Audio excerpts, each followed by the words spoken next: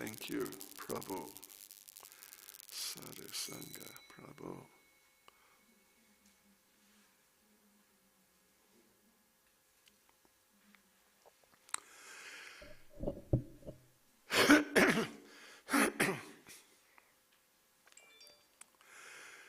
Jai Radha Madhava Kunja Bihare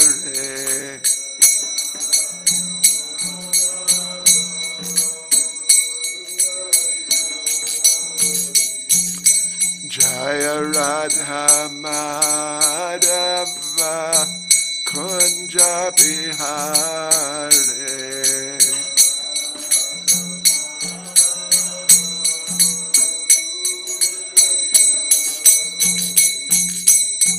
Gopijana Balava Giribaradhare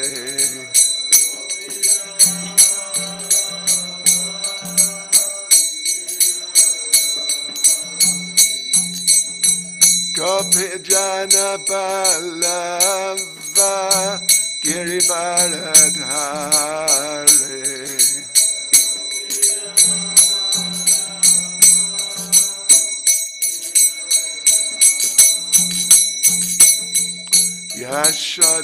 Yashodanandana Braja Janaranjana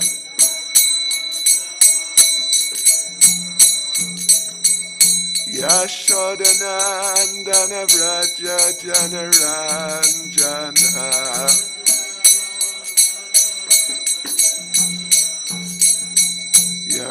Yamunatira Vanachare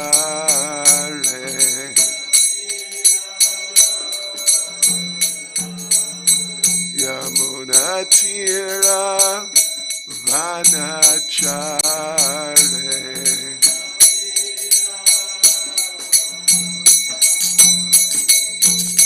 Jaya Radha Madhava Kunja Bihare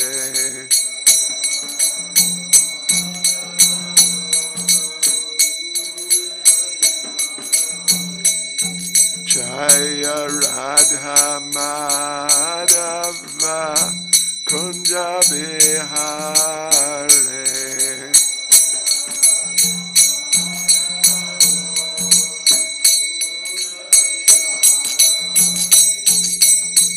Gopijana Balava Giribaradhare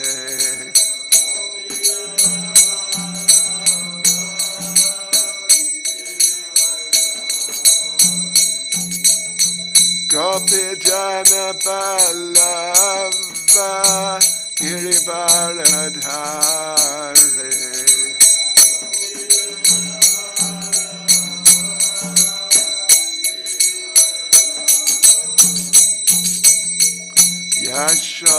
Yashodanandana Vraja Janaranjana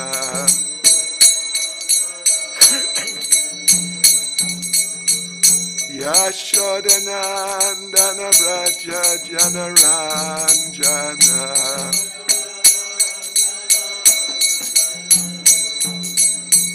Yamunatira Vanachare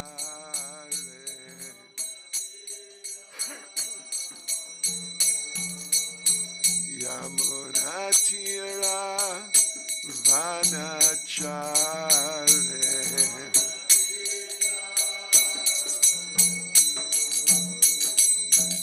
Jaya Radha Madhava Kunja Bihare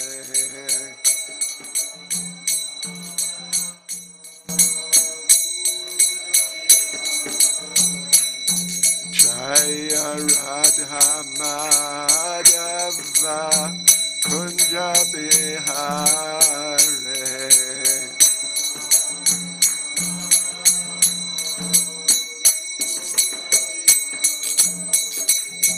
Jai Prabhupada, Jai Prabhupada, Prabhupada, Jaya Prabhupada.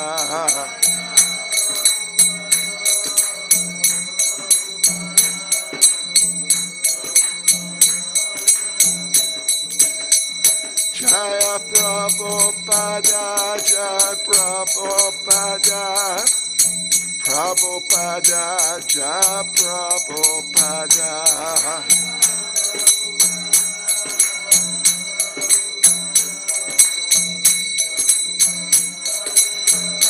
Jai Jai Prabhupada, Prabhupada, Prabhupada, Prabhupada.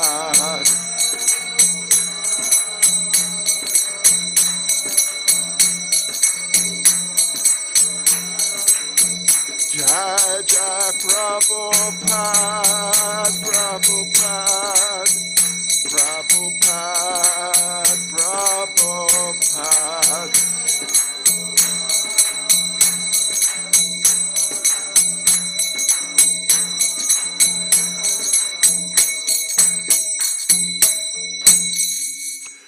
Jayam Ishtavad Paramahansa Parivrajakacharyas, tell us to see Srimad His Divine Grace, A.C. Bhaktivedanta Swami, Srila Prabhupada Ki, ISKCON's founder Acharya Srila Prabhupada Ki, Grantaraj Srimad Bhagavatam Ki, Shri Shri Radha Radhanath Ki, Shri Shri Nitai Gaura Hari Ki, Sankirtan Yagya Ki, ISKCON Santan Yatra Ki, Ga Premanande.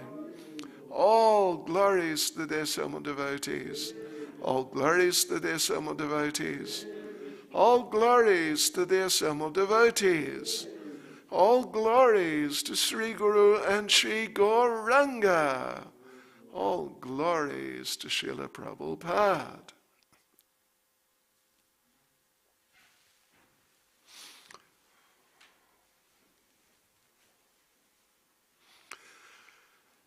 Om Namo Bhagavate Vasudevaya.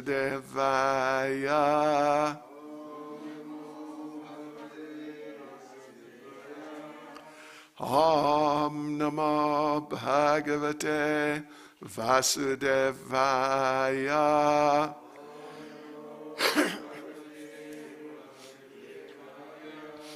Om Namo Bhagavate Vasudevaya.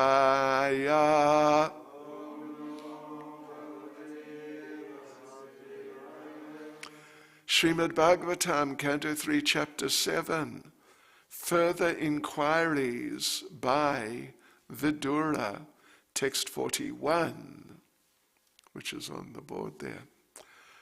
Sarve Vedash Cha Yagyash Cha Tapo Danane Chanaga Jivabaya Pradhanasya Na Kurviran Kalam Api Sarve Vedascha Yagyascha Tapodanani Chanaga Jivabaya Pradhanasya Nakuviran Kalamapi Sarve Vedascha Yagyascha Tapodanani Chanaga Jivabaya Pradhanasya Nakuviran Kalamapi Sarve Vedascha Yagyascha Tapodanani Chanaga Jivabhaya pradhanasya nakuviran kalamapi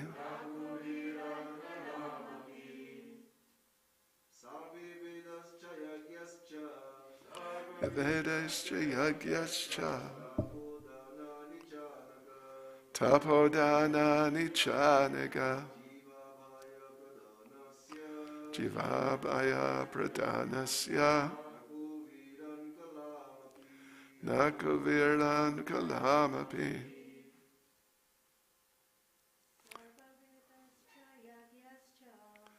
Savivedascha yagyascha tapodhanani chanaga Jivabhaya pradhanasya nakurviran kalamapi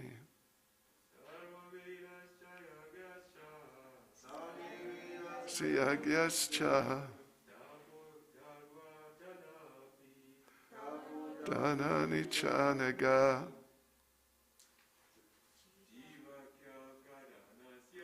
Jivabhaya pradhanasya nakurviran kalamapi Sarve, all kinds of Veda, divisions of the Vedas. Cha, also. Yagya, sacrifices. Cha, also. Tapa, penances. Dhanani, charities. Cha, and Anagha, O spotless one. Jiva, the living entity. Abhaya, immunity from material pangs. Pradhanasya, of one who gives such assurance. Na, not. Kurviran, can he equal?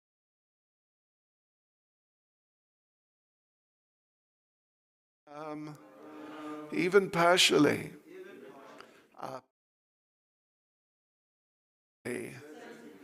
For the word of Kurviran in the book, does it say can be equalized? Yeah, right, it's a misprint here. So yeah, can be equalized. Okay, translation. O spotless one, your answers to all these questions will grant immunity from all material miseries. Such charity is greater than all Vedic charities, sacrifices, penances, etc. Purport by Srila Prabhupada. The highest perfectional work of charity is to give people in general immunity from the anxieties of material existence. This can be done only by performing activities in devotional service to the Lord. Such knowledge is incomparable. Cultivation of the knowledge in the Vedas, performance of sacrifice, and distribution of munificent charities altogether cannot form even a part of the immunity from the pangs of material existence that is gained from devotional service. The charity of Maitreya not only will help Vidura, but, due to its universal nature, will deliver all others in all times. Thus, Maitreya is immortal. So I'll just read the verse again. Sarve Vedas Chiyagyascha Tapodhanani Chanaga Jivabhaya pradhanasya nako viran kalam api. O spotless one, your answers to all these questions will grant immunity from all material miseries. Such charity is greater than all Vedic charities, sacrifices, penances, etc. Nama Om Vishnupadaya Krishna Presta Bhutale Srimad Bhaktivedanta Swaminiti Namane Namaste Saraswati Deve Gauravani Pracharne Nirvishesha Shunyavadi Pascha Chadesh Tarne Sri Krishna Chaitanya Pramanityananda Shri Advaita Gadadha Shivasani Gaura Bhaktavrinda Hare Krishna, Krishna Krishna, Hare Hare, Hare Rama, Rama Rama, Hare Hare. Vanchikalpatrudibhyascha kripas sindubhya evacha, patitanam bhavanebhyo vaishnavebhyo namo namaha. So Hare Krishna, devotees. How nice to be here with you all. And to see there's a nice group of devotees staying here at the temple. That's great. I'm sure Prabhupada is very pleased because he is watching. So this is Vidura, is it? Questioning? I think it is. Well, let me just check. Gosh, I don't know. Is it Vidura? It's Vidura, so it's Vidura, who has been discussing and questioning Maitreya. Vidura is taking the position of the student and Maitreya of the teacher, you could say, although either could be in either position, because Vidura is extremely qualified person, to put it mildly. But anyway, these are the roles they have adopted under the circumstances here. And Vidura's placed questions, like very foundational, existential type questions about life and us and the world and what's going on and what should be going on, what's not going on, all these types of essential things, very, very foundational. What is life? Types of questions. And he's been putting them to Maitreya. Maitreya is very famous as a devotee. He is definitely a devotee, but he's described in the Bhagavatam as being something like a jnana bhakta, which means he's a devotee, he's a bhakta, he's not a non-devotee, but the particular feature of his character is that he's extremely knowledgeable. Generally, devotees, particularly at least advanced devotees, are knowledgeable, but some are more knowledgeable than others. Just like Srila Bhaktisiddhanta Saraswati, his spiritual master was Srila Gokishore Das Babaji Maharaj, who by material standards was illiterate. He couldn't read or write. In other words, he hadn't actually read Bhagavad Gita because he couldn't read anything, couldn't even read his name. But Srila Bhaktisiddhanta said, whenever he opened his mouth, out came the Vedic literatures. Just the most amazing and most profound understandings as presented by the Vedic literatures.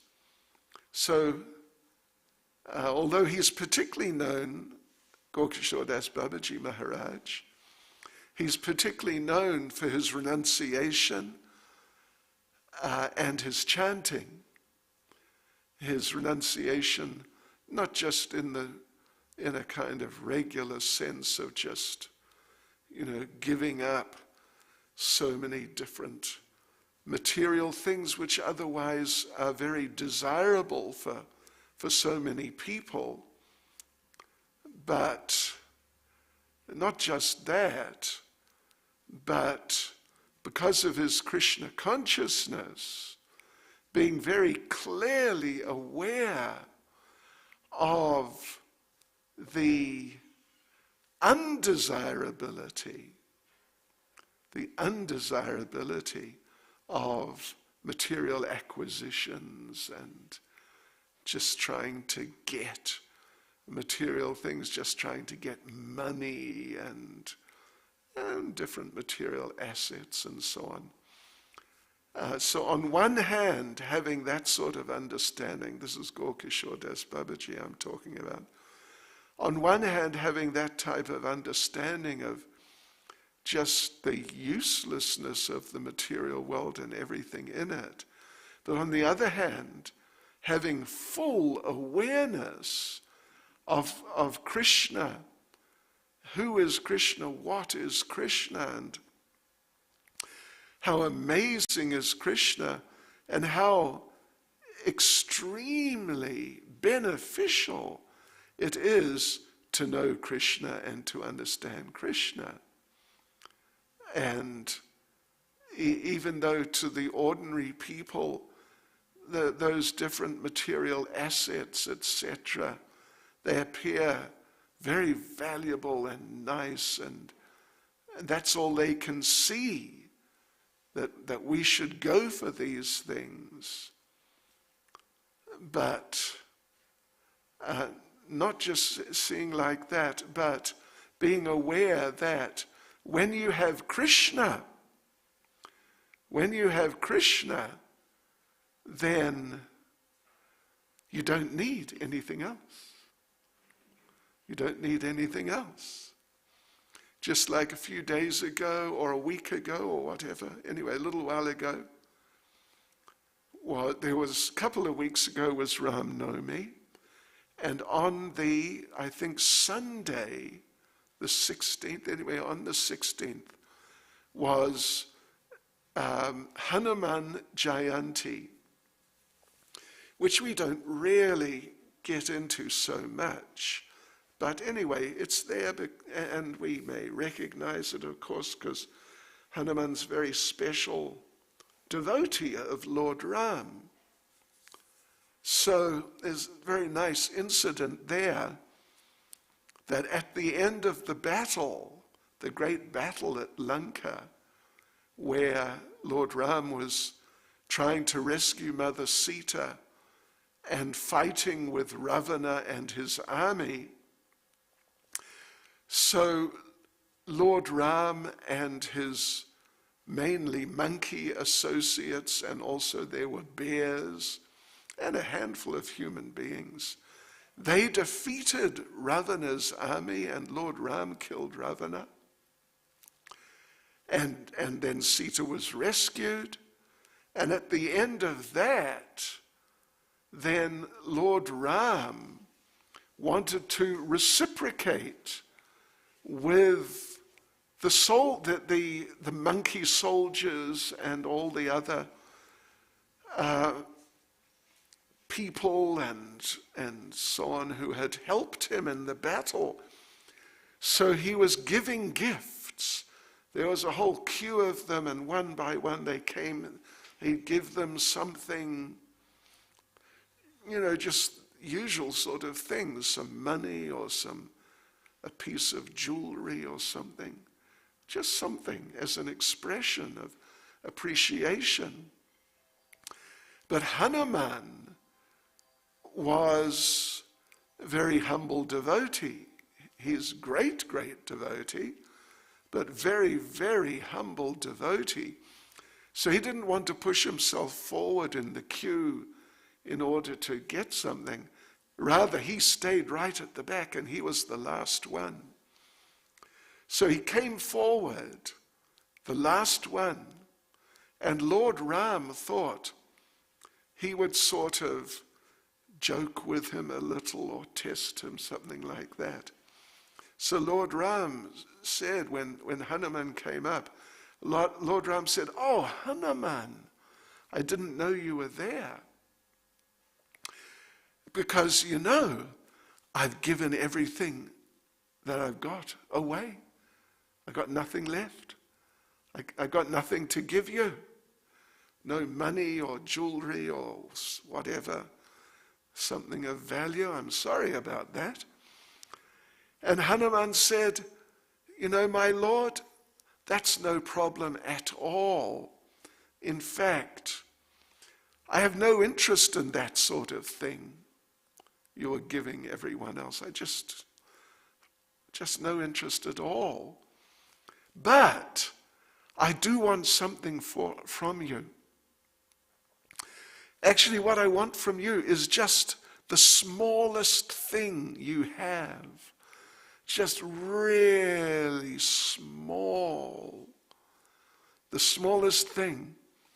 And Lord Ram was intrigued, and he asked, "All right." He sort of laughed a little. What do you want from me?" And Hanuman said, "Please, just give me your name, Ram. Just give me your name. That's all. And let me keep your name." And then he said, "Because in your name is everything, the whole universe, what to speak of a bit of money or a piece of jewelry. The whole of existence is in your name, with you.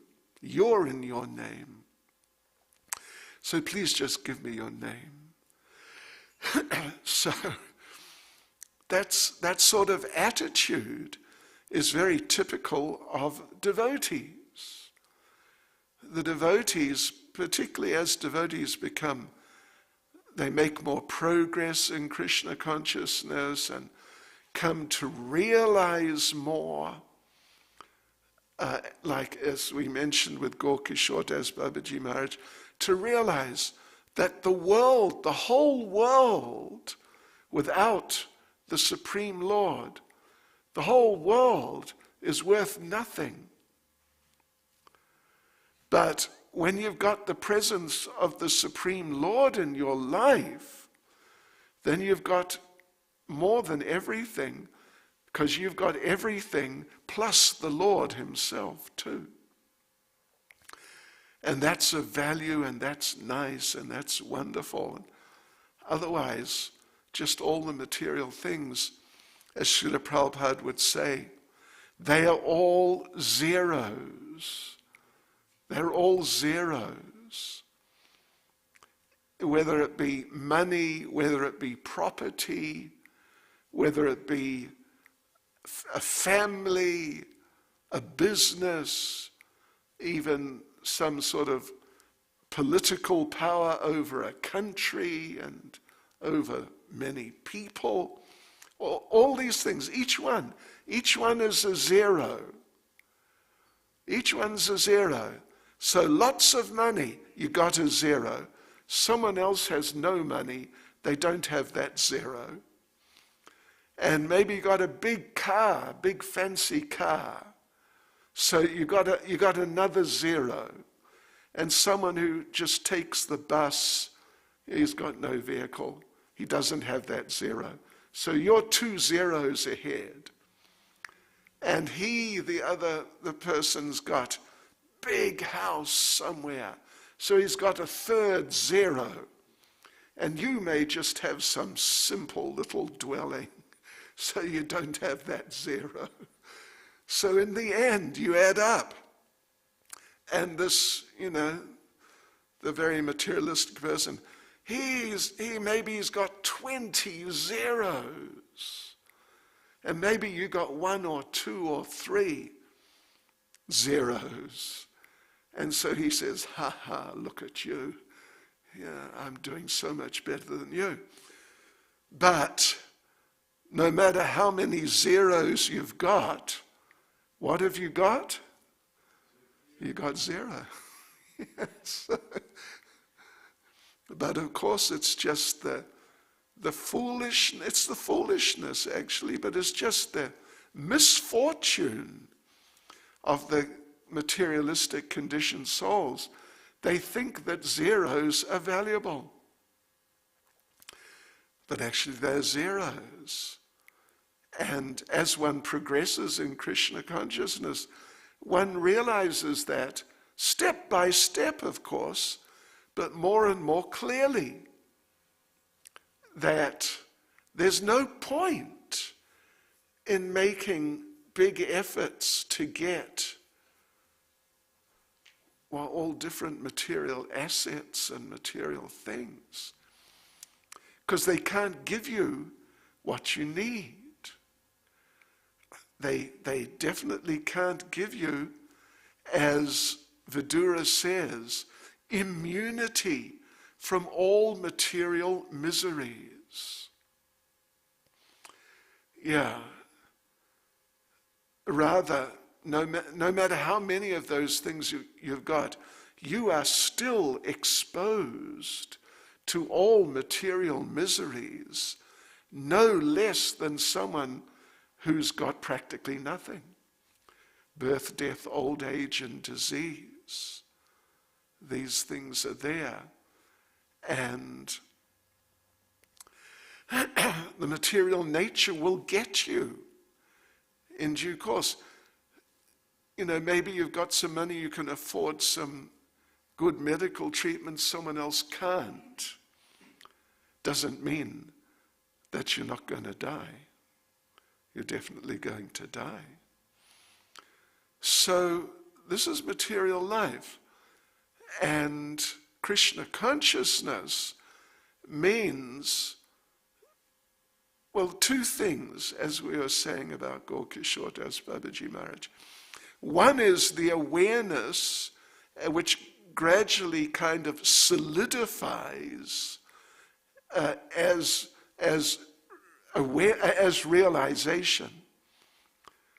Realization, you know, is an interesting term if you just think about it. Realization. It becomes real instead of just, you know, being theoretical. So realization, you become vividly aware of what's wrong with the material world. Of course, it's a step-by-step thing that you become step-by-step more aware. But as you become more aware, it becomes more solidified and sort of concretized until it's no longer just like a philosophical idea or something like that. It's just an objective reality, and you're aware of it as an objective reality. And on the other hand, the value of having Krishna in your life and how that helps you, how it helps you in the course of this life in so many ways, that even in situations of great unpleasantness, but you will still be very, very happy and satisfied by having Krishna present in your life. Just like a very practical example of that, well known, is just before the battle of Kurukshetra, Bhagavad Gita, just before that, like a day or something before the battle began, then the two parties, the Kauravas, headed by Duryodhana, and the Pandavas, headed by Yudhisthira, they had gathered their armies and they're just getting ready to just go into the actual battle. So, but then a question arose. what is Krishna going to do?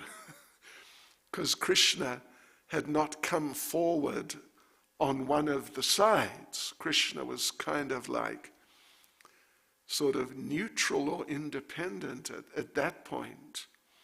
So they went to Krishna and asked him, so, what you going to do? And Krishna said, well, I'll make an offer. One of you can have me, and I will not fight, but I'll be there on your side. And the other can have my army, because Krishna was a prince in Dwaraka. He had an army. So one of you can have me and I won't fight, but the other can have my army and they will fight.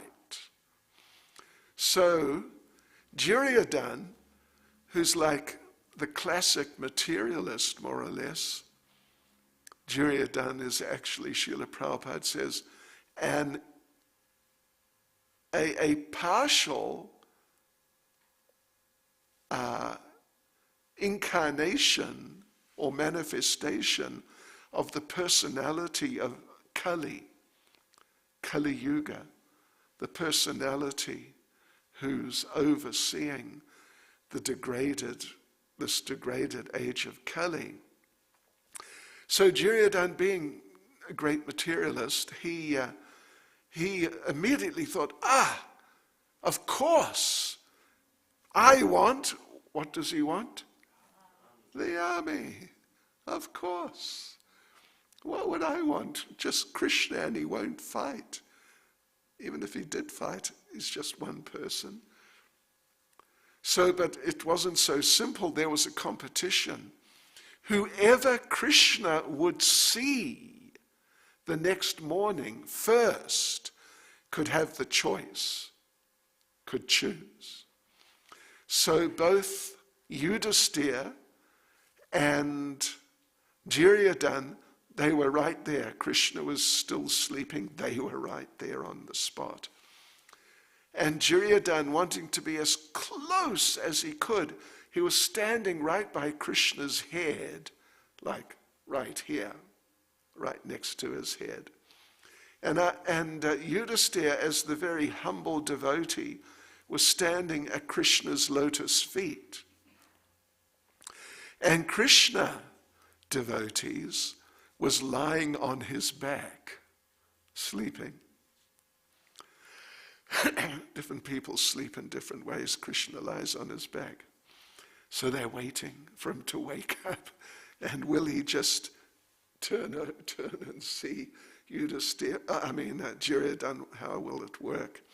So Krishna lying there on his back, Krishna woke up, lifted his head straight up, and saw down the end of the bed was Yudhisthira. And Krishna said, all right, you have the choice. And Duryodhana was thinking, oh no, I missed out, wrong strategy, oh gosh. And he thought, obviously, Yudhisthira is going to choose the army, of course. But then Yudhisthira said that, I want you, my Lord. I want you with me. And Duryodhana thought, what a fool. So he got the army. Yeah, but it didn't help Duryodhana. Yeah, by Krishna's mercy in different ways, even though mainly he didn't fight, he fought a little bit, but that's sort of another thing. But by Krishna's mercy, Yudhisthira came out victorious.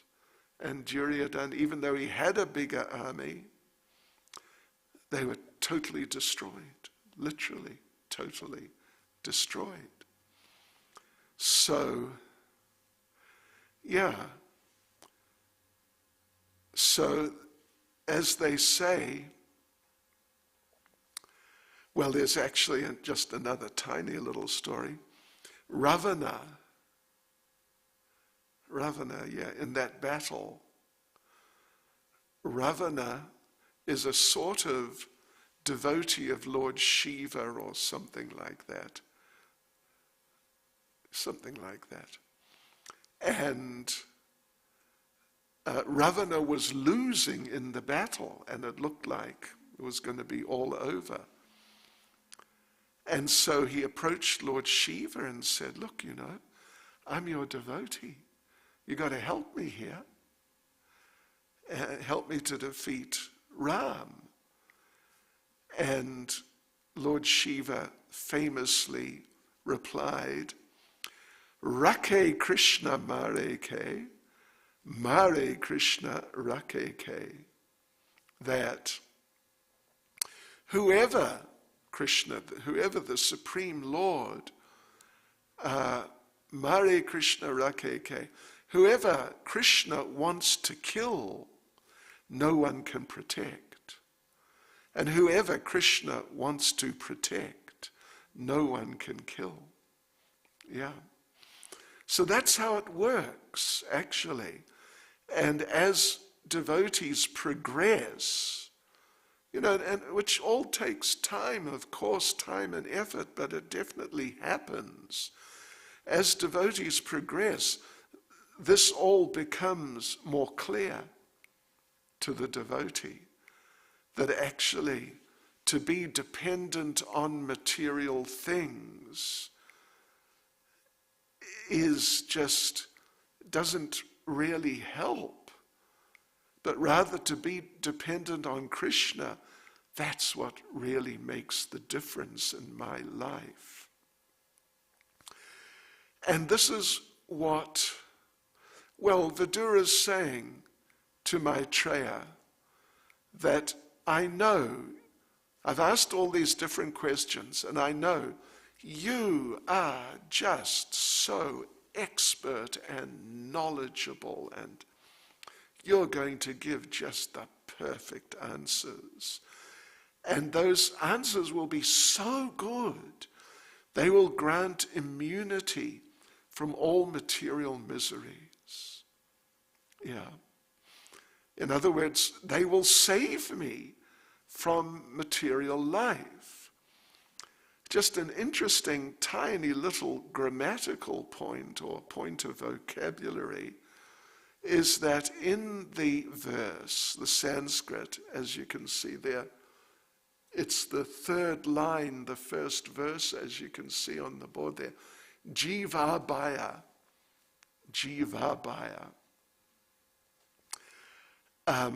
Jiva, that's the living entities, that's us. And abhaya has been translated as immunity from material pangs, which, is of course quite appropriate. But literally, in just a very literal sort of dictionary sense, abhaya means fearlessness.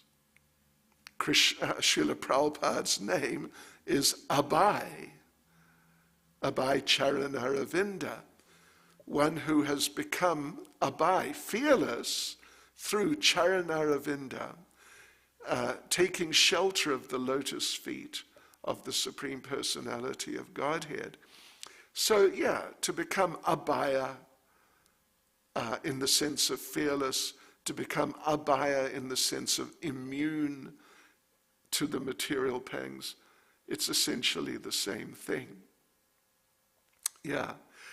Just like there's one verse in the Bhagavatam, it's in the second canto, I can't remember the actual verse number. It says, Bhayam dvitiya binaveshato syat. Bhaya, not abhaya, but bhaya, fear. Bhaya, binaveshata syat. Bhayam dvitiya binaveshata syat. Fear arises when you take shelter of dvitiya. Dvitiya means a second in this case, person or a second thing. Bhayam dvitiya binaveshita syat. Fear arises when you take shelter of a second person or a second thing. So, yeah, a second person or a second thing. So that's the second, but who's the first? You should take shelter of the first. The first is Krishna. And anyone or anything else is second. So, yeah, fear arises when you take shelter of someone, something also, but let's just say someone other than the Supreme Personality of Godhead. Then fear must arise. It will arise. In just material terms, different things or different people can protect in different ways and to different degrees. And, if someone's big and strong, they can protect you physically more than someone who's just some little weakling. But it's simply relative. And ultimately, well, there's another verse, it's early on in the Bhagavatam, which is saying that all the types of people or things that you might take shelter of in this world, they are all fallible soldiers. Fallible soldiers. Now, you may have an army, well, all the things like your bank balance, your house, your motor car, your job, your friends, your etc. Each one of them is like a soldier to protect you in a certain sense. But these soldiers, they're considered fallible soldiers. And fallible means, in this context, fallible means that, I don't know if ever in your youth you saw some sort of like James Bond or some sort of, hero movie type of thing. If you know what I mean. There's 20 people trying to shoot the hero. They can't get him. He fires one shot, all 20 are dead. That sort of thing. So that means they're all fallible soldiers. So if you're surrounded by an army, just an army of fallible soldiers, and that all that's needed is one shot and they all just go down, then what's the use of having an army like that, of fallible soldiers? So that's what all these protective things in material life are like. They're all like fallible soldiers, and they'll just all go down. Sooner or later, they'll just all go down, and you'll be left, exposed to the attack of material nature. Yeah. And therefore all the big heroes and rich people and so on and so forth and powerful people in history, they're all dead. And the big powerful ones today, they will be dead before too long. Whoever, any leader of a nation, you just name anyone and they'll be dead before long. I mean, generally fairly soon because they're usually pretty old. Yeah, so that sort of protection we don't need. And we shouldn't make the mistake, as devotees particularly, we shouldn't make the mistake of thinking that we really need those things. Of course, we can use some money. So, if Krishna provides some money, we can use it in his service.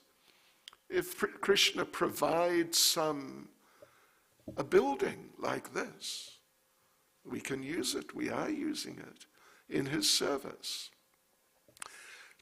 But to make some big issue that I must get this, I must get that, and if I don't, well, my position will not be good. That sort of mistake the devotee doesn't make.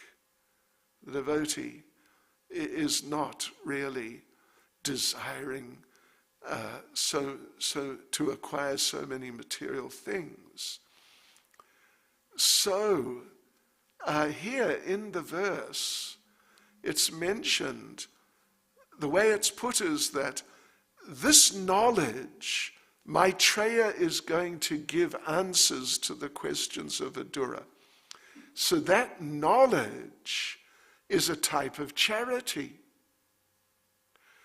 And that type of charity is better, more valuable than any type of charity which you can acquire, particularly what's mentioned is Vedic sacrifices, penances, austerities. The Vedic tradition is very broad. Oftentimes we refer to Krishna conscious and things within Krishna consciousness and sort of ways of doing things in Krishna consciousness as being Vedic. It's Vedic to do it this way. Vedic cooking, for example. Vedic this, Vedic that. But not all things Vedic are Krishna conscious. And certainly these types of Vedic things being mentioned here, Vedic sacrifices, Vedic penances, they're not necessarily Krishna conscious, because there is the Karma Kandya section of the Vedas. It's Vedic. It's very Vedic. But it's Karma Kandya, it's materialistic Vedic. And through the Karma Kandya section of the Vedas, you can get different material things. You can even get elevated to a heavenly planet where you'll live many times, even thousands of times longer than you'll live here on this planet. Yeah, so that you can get. But that's not as helpful a type of charity as the charity which is there in Krishna conscious knowledge. Krishna conscious knowledge which will completely deliver you from material existence, completely deliver you even from death. Because even someone like Hiranyakashipu, if you're familiar with the story, actually Lord Nrsingadev's appearance day is coming up. When is it? 15th. What day of the week is it? Oh, it's a Sunday, that's good. So yeah, Lord Nrsingadev's appearance day is coming up. So Hiranyakashipu, he tried to get immortality by getting different benedictions from Lord Brahma, that he couldn't die in this way, he couldn't die in that way. And all the ways he thought he could possibly die, he felt he had them covered. You won't be killed by a weapon, you won't be killed by a man or an animal, or, in the day or in the night, or on the land, on the sea. So he thought he was covered. Immune, he thought he was immune. But he wasn't. The Supreme Personality of Godhead killed him. So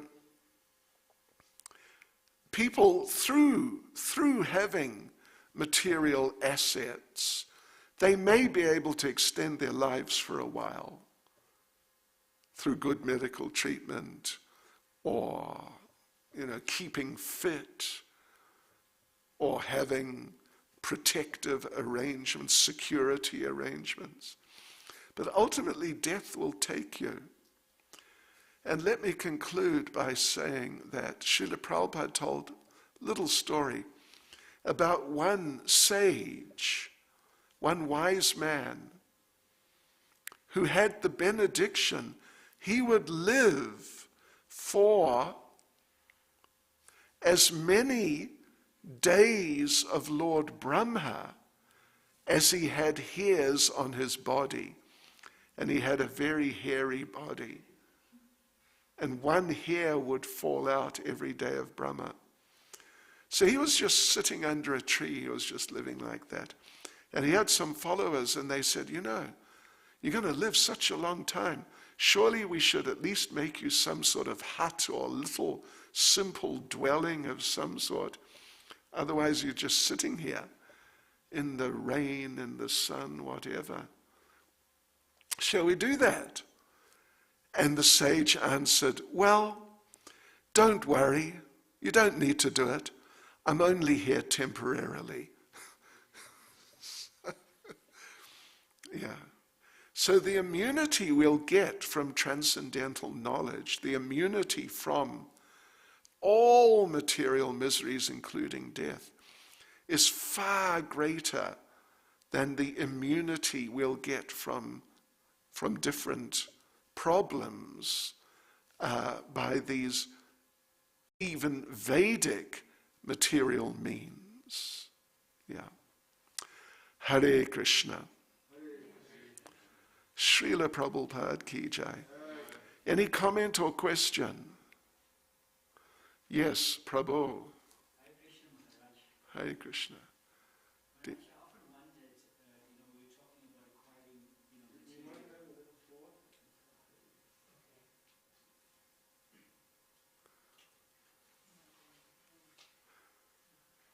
Okay, go ahead.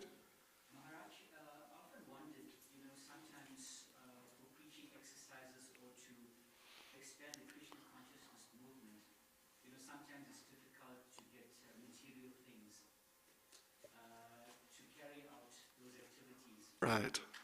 So sometimes devotees, have these desires, or they want to actually go and pursue businesses and things like that. Right. Lakshmi, to facilitate those services. Right.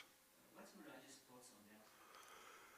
Question is that sometimes, in order to develop Krishna consciousness, spread the movement and develop the movement, devotees think we need to get more money. So they may start a business or something to get more money to develop Krishna consciousness. So what do we think about that? Well, first thing is Krishna has all the money. And any that we have, it's just on loan for the time being. And he'll take it back sooner or later. So if we really want to do something nicely in Krishna consciousness, Krishna can give us the money. It's not a problem for him at all. So the main thing is to really try and do something nice for Krishna and see how Krishna helps. Yeah. Because Krishna may feel that what you think should be done, which you need money for in Krishna consciousness, Krishna may feel that's not such a good idea. Yeah. And therefore he may not support it. And sometimes devotees, they get money and they do, maybe they build a building or get a this or a that. But then because they don't look after it, it sort of falls to pieces, So what was the point of getting all that, making that effort and getting all that money? So just in general, in principle, I mean, it's not impossible as a service to Krishna to make some effort like that. But you should really get it confirmed by other devotees that it's worth making that effort. And then, make sure that you can do it, rather than take on something that, maybe you can do it, maybe you can't. Yeah. But otherwise, generally, we shouldn't over-endeavor for material things. We should preach Krishna consciousness. That's what will really influence people, and that's how the movement will develop. Yeah. Hare Krishna. Oh. Ask one more question. Okay. Thank you. Srila Prabhupada, we were speaking about doing things for Krishna. So Srila Prabhupada was always making plans. And then I think he would see which plans at that point in time Krishna was reciprocating with, and he would go with it. Yeah. But to my understanding, so if a pure devotee makes plans, he may not exercise or execute those plans immediately, but sometimes his disciples could carry that, like TOVP, for example. Is that correct understanding? Yeah, that's possible. And sometimes a pure devotee, great pure devotee, may have an idea, let's do this, but it doesn't work out. Prabhupada, at one point he thought, let's just make these young, mainly Americans and a few Europeans, let's just make them sannyasis, and they'll develop the preaching and the movement will develop. But so many of those young sannyasis were not able to do it, to maintain the standard. Then Prabhupada thought, let's just get everyone to become a householder, Krishna conscious householder. Then will develop the movement. Because, those 3 couples went to London, and actually they were very successful. But then, just like Prabhupada realized after a while, we got to take it easy with making people sannyasis. He also realized, got to take it easy with just getting people to become householders, because not all of them can get it together like that. Some can, some do. So so you might think, Prabhupada, he's Prabhupada. How could he have an idea for Krishna consciousness, but it doesn't work out? Well, it's because, as Prabhupada said, I have my idea, I have my plan, you have your plan, and Krishna has his plan. Yeah. I mean, generally what Prabhupada wanted came to be, but not always, because sometimes Krishna showed his independence. Yeah. And just independently made a little bit different arrangement. Hare Krishna. Srila Prabhupada ki jai.